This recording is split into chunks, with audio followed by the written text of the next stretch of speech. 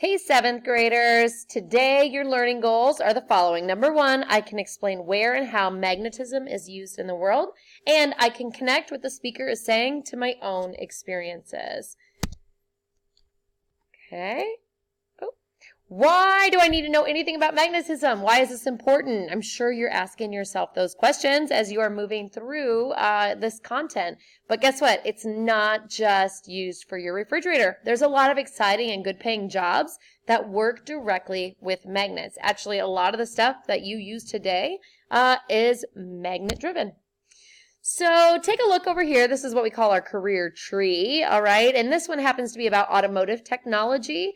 And I'm going to explain the career tree real quick to you because you're going to see a couple more of them coming up here. So the root system here, this is what you do in high school. You build your academic knowledge, which is very important. You get key experiences to explore different potential pathways. You build your professional skill set. How do you interact with people on the job site? How do you collaborate, communicate effectively? And you figure out what your passion is.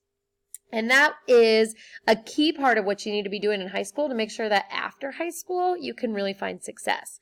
So once you figure out what you love, what you're good at, what you actually are interested in, then you can think about what you want to do with it, like which type of career you're actually after.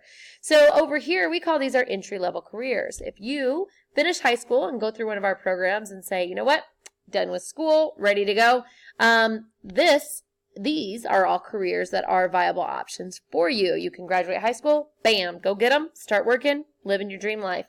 You also could get some of these technical careers, which is your second level of the tree here, and these require a little bit more training. Could be an apprenticeship, an associate's degree, some sort of special certification, something like that, and then you have access to these careers. If you want to go a 4-year degree or more, master's, PhD, whatever, then you could have these different roles. But, you still are in the area of automotive technology. You just might be being an automotive engineer. So all of these are possible as long as you can figure out what you love and what you're actually interested in. So back to magnets. We have the auto career tree, and guess what? Automotive vehicles use magnets. Every car you're riding in right now has magnets inside of it. And here's what they do. So as we get more and more electric, we want more control of our cars, and we're using magnets in the motors and all of the sensors and the actuators to help drastically improve vehicle control systems. Some systems you may be familiar with could be the cruise control, magnets, power steering, magnets, the airbags, controlled by magnets. Vehicles are always looking for ways to improve. So if you're going to be an auto mechanic or you're going to do anything off this auto career tree, you are going to be using magnets.